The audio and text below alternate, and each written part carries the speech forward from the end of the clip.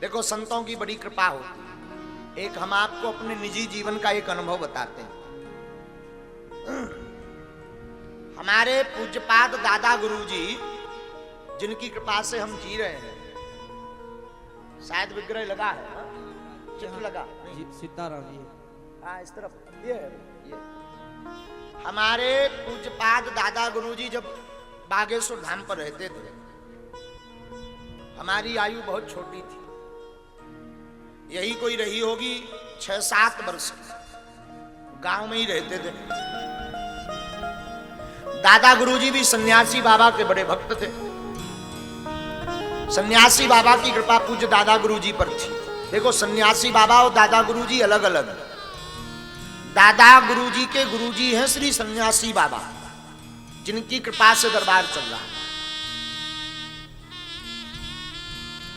तो एक बार बचपन में हमारे पैर में एक नुकीला तार लग गया लोहे का, और वो जांघ में लगा। उस जमाने में उतना स्वास्थ्य सुविधाओं का उतना प्रचार प्रसार नहीं था। अब आज से यही कोई 15-16 साल पहले तो गांव में ही जो डॉक्टर हुआ करते थे उनके पास गोलियां मिलती थी। वो गोली पीस करके माताएं लगा देती थी ताकि वो घाव सूख जाए।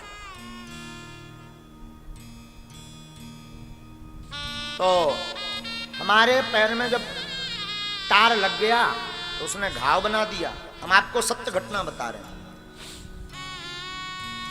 दादा गुरुजी के पास तो जाना होता ही था हमारा, क्योंकि उसी गांव में रहते थे।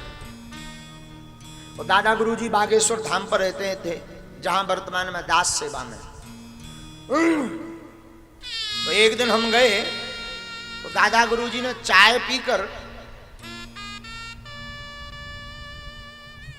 निवृत्त हुए, तो स्नान करने के लिए वस्त्र उठाए और अपना एक वस्त्र गमछा लिया और वो गीला। तो डॉक्टर ने कहा था कि आपके जो पैर में घाव है इसमें पानी ना पड़ जाए, वरना ये पक जाएगा। लोहा का है तो दिक्कत करेगा। तो पानी से बचाने के लिए हमने भी 2 दिन से स्नान नहीं किए थे। तो दादा गुरुजी ने कहा भाई सेवा करो। हमने कहा 2 दिन से। हम उनको गांव की भाषा में बब्बा कहते थे। हमने कहा भाई बब्बा अभी स्नान नहीं किया। उन्होंने वो गीला कपड़ा ऐसा फेंक कर मारा कि पूरे शरीर में कहीं नहीं लगा, जहां घाव था वहीं लगा सो तो ठीक है। उसके ऊपर की जो खाल थी वो निकल गई, छिल गई और बड़ा असहनीय दर्द हुआ। अब हमें तो पता नहीं था कि ये क्या लीला है उनकी।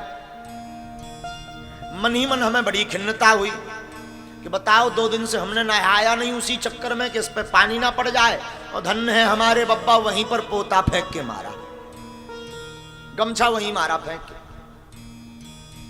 अब कुछ बोल तो सकते नहीं थे।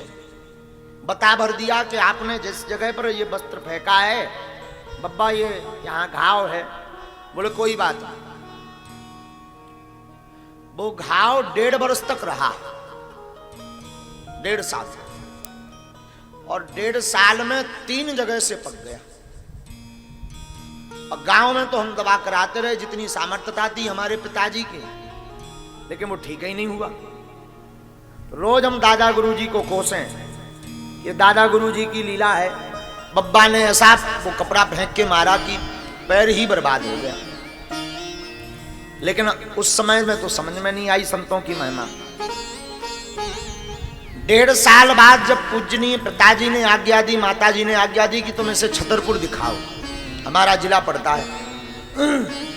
जब 1.5 वर्ष बाद हम छतरपुर गए, हमारे एक मित्र थे उनके साथ, और डॉक्टर को दिखाया तो उसने देखते ही हमसे तो कुछ नहीं कहा। जो हमारे मित्र थे जिनके साथ हम गए थे उनके कान में कुछ खुसर खुसर की।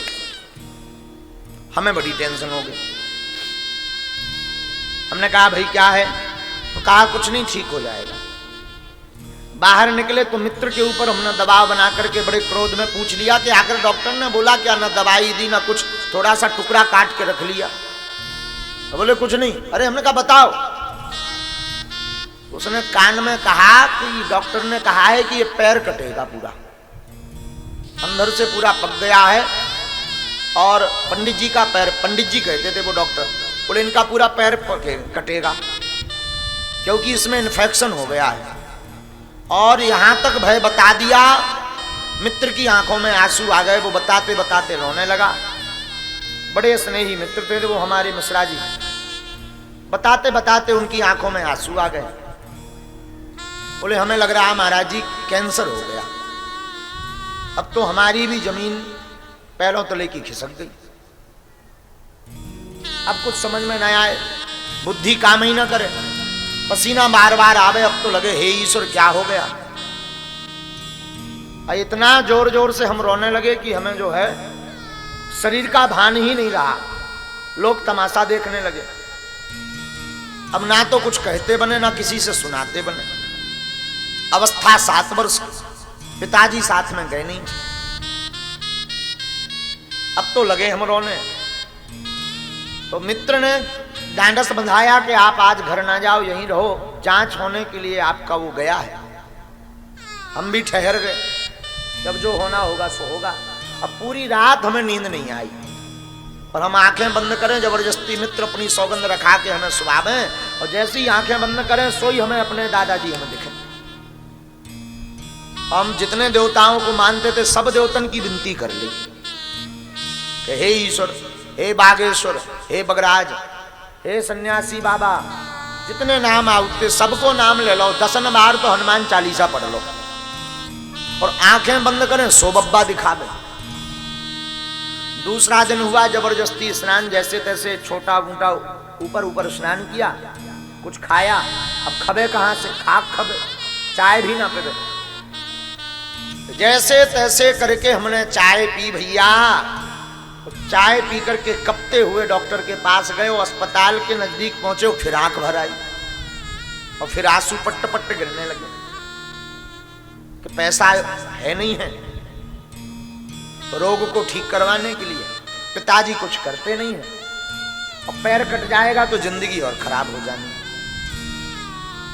और नेत्र बंद करें सो फिर दादाजी दिख गए भैया। जैसे तैसे दम करके वो मित्र हमारा हाथ पकड़ के डॉक्टर के सामने ले गए और डॉक्टर ने बड़ी प्रसन्नता से हाथ मिलाया। हमें समझ में न आया रहस्य, हमें लगा कि ये जानबूझ करके हमारे सामने प्रसन्न होना चाहते ताकि हमारे दिमाग को कोई ठेस ना पहुंचे। अब वो बड़े हंसते हुए और टेबल ठोक करके डॉक्टर ने कहा कि आज तक की हमारी पढ़ाई फेल हो गई, भगवान की कृपा ऐसी हुई कि पंडित जी की जो जांच हुई है वो नॉर्मल आई है।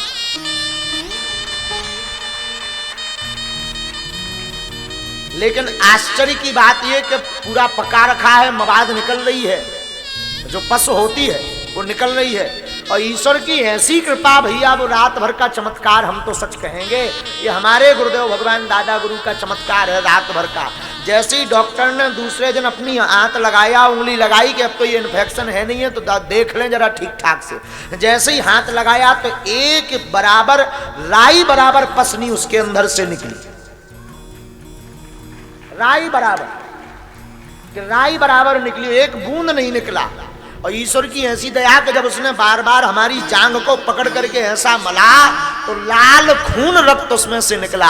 और डॉक्टर चकित हो गया कि कल तक जिसमें मवाद भरी थी, दुर्गंध देने लगा था, सूंघने पर गंदगी आने लगी थी, वो एक रात में ऐसा कैसे हो सकता है। तब हमारे मित्र ने बताया कि ये बागेश्वर वाले जो दादाजी हैं, संत जी हैं, उनके नाती हैं। और भैया भगवान की ऐसी दया कि विदिन 7 डेज, 7 दिन में आज तक हमें घाव का पता नहीं है कि कहां गया। सत्य घटना हम आपको व्यासपीठ से बता रहे हैं, निज जीवन की घटना हमने आपको बताई है। भैया ये संतों की कृपा होती है। संत ना वो हमको वो पोता मारते, ना वो गीला कपड़ा मारते, ना हमारा घाव ठीक होता। क्योंकि जब हमने दादा गुरुजी से बाद में पूछा तो दादाजी ने कहा, बेटा जब तुम्हें तार लगा था तब टिटनेस बन गया था, और वो कपड़े, गीले कपड़े ने ही काम कर दिया, चमत्कार कर दिया कि वो टिटनेस खत्म हो। ये है भैया गुरु कृपा। इसलिए साधकों, आप जितने बैठे हो, हम आज एक ही निवेदन आप सबको करेंगे, बार बार करेंगे। माता, पिता और गुरु ये तीनों धरती के भगवान हैं। माता, पिता और गुरु, जो इनकी शरण में रहता है, इनकी आज्ञा का पालन करता है, वो बड़े बड़े संकटों से भी जीत करके वापस आता है। संतों की कृपा है।